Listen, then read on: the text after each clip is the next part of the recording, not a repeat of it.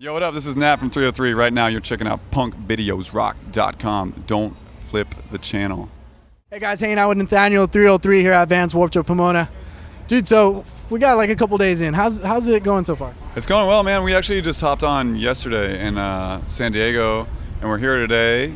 And we actually just put out our record, so we were just in LA doing promo, and we're able to come out here and do these two shows. And then we hop on in 2 weeks in Denver, so we're kind of like in and out. But it's always awesome to be back here. Nice, and a new record. How are the fans taking up on that right now?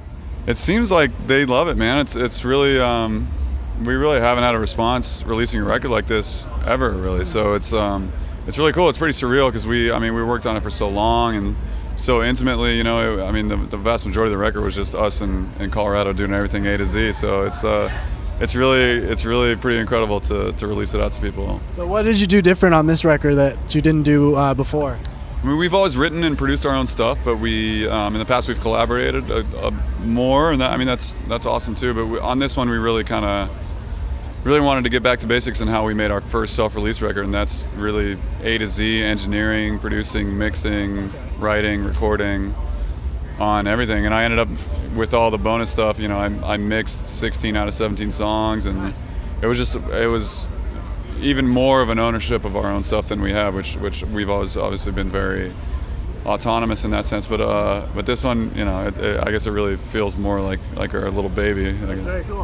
I was actually when I was looking at the track listing, I was actually surprised there wasn't any collaborations on there because you guys have already worked with a lot of big names. So is that why you didn't do anything? No one returns our phone calls, man, and we have restraining orders against half of the music business. No.